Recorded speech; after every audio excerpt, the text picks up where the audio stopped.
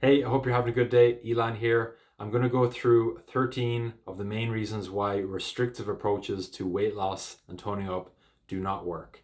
And I'm going to provide a sustainable alternative. So, what does a restrictive or an unsustainable approach to weight loss or toning up actually look like? And how can you have a sustainable approach that's going to work for years to come and not just be some other quick fix or yo-yo diet that you end up on? So there's 13 main reasons why. Number one is punishing yourself with restrictive eating. Number two is someone telling you that you have to cut out a whole food group.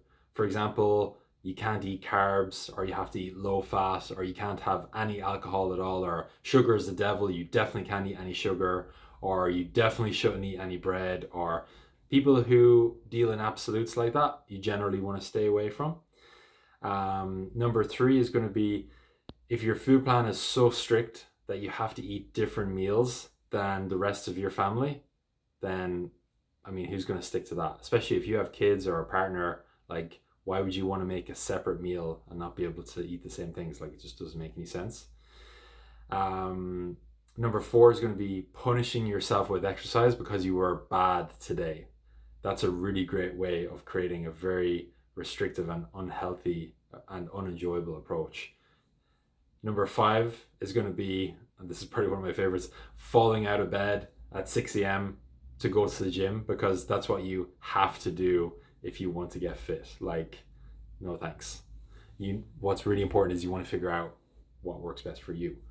Number six is going to be feeling guilty for eating your favorite foods or enjoying a meal or having a few drinks.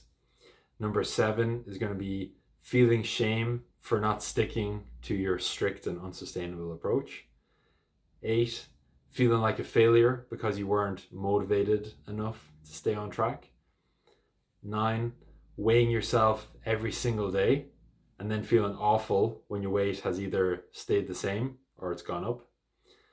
10, feeling a certain amount of shame that you're not seeing progress on the scales, even after being strict with yourself. 11, the frustrating feeling of what's the point when you haven't seen results from all your hard work.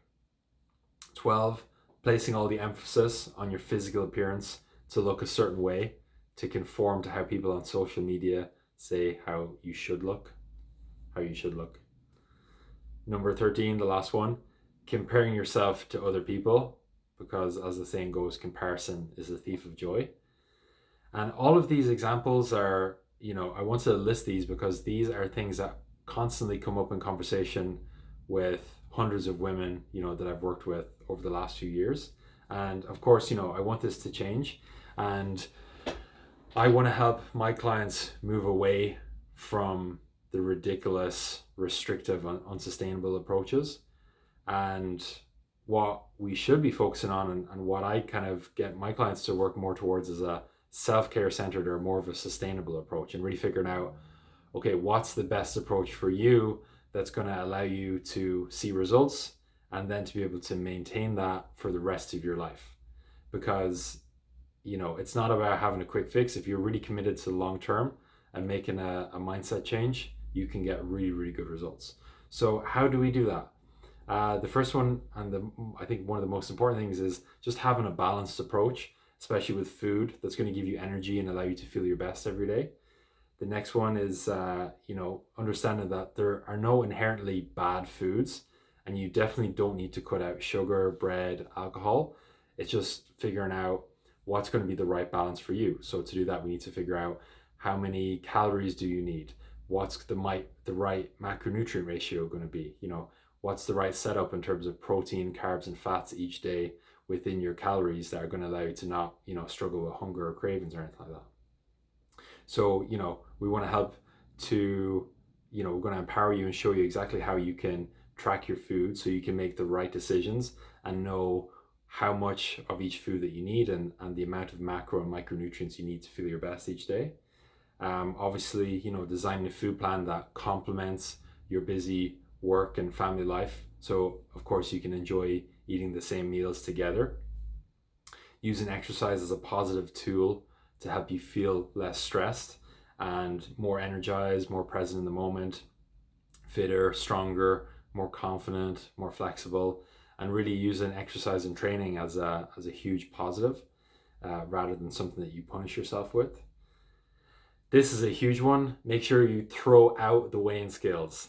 If you have a weighing scales in your house, hide it somewhere, throw it out, give it to somewhere else, or give it to somebody else. I don't care what you do, but just make sure you get rid of it, because throwing out the weighing scales and focusing on positive measurements of progress, such as subjective scores like your energy levels, your mental health, how your clothes feel, seeing progress with your strength, increasing your steps, improving your sleep, having lower stress levels, seeing improvements in your measurements in your clothes. These are all positive ways of measuring your progress that are going to be really helpful.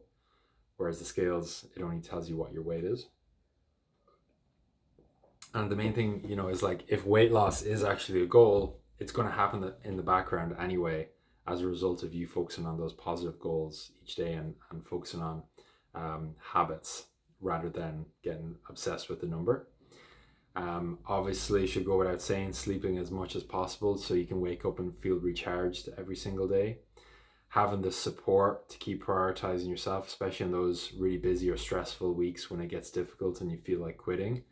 That's exactly why I've set up my 16-week transformation program. So you have support from me and the team and all of the other amazing women who are in the program, so that you're not alone and you have support to get through those stressful and difficult weeks. Focusing on self-care is really important. So you're prioritizing your mental and your emotional health. This means, taking it easy some days when stress levels are high, so you don't get burnt out or you don't get sick. Working with your body, not against it.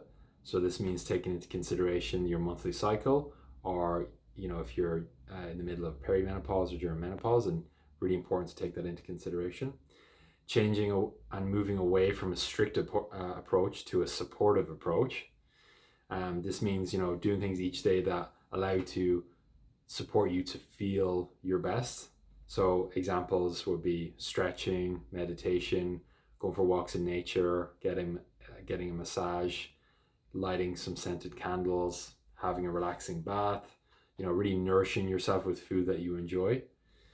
And sustainable really is the way to go if you want to feel your best physically, mentally, and emotionally each day. Obviously, it's an approach that requires patience, because it's pretty much the exact opposite of the quick fix that most people sell you these days. The lose 10 pounds in 10 days, the detox diet that's drop 2 dress sizes in 2 weeks, or the 6-minute abs workout. It's completely different approach to that. It's on the opposite end of the spectrum in terms of the mindset you have. Quick fix mindset over here, and then what I much prefer, the long-term centered mindset over here. And obviously, you might have been through this yourself, but a lot of people I speak with, they have tried the quick fix, restrictive, unsustainable approaches, and they might get some results in the short term, but in the long term, they end up exactly right back where they started, and they just end up in a vicious cycle. So really, moving away from the quick fixes and moving more towards this sustainable and long-term focused approach that's essentially has been the secret. That's what has allowed hundreds of amazing people that I've worked with to get really good results, and most importantly, to feel their best. So yeah, that's a topic that I'm very passionate about. If you want to read the article, it's on my LinkedIn, but I thought it'd be really good to just make a YouTube video about it. And yeah, let me know your thoughts down below, and hope you enjoy the rest of your day.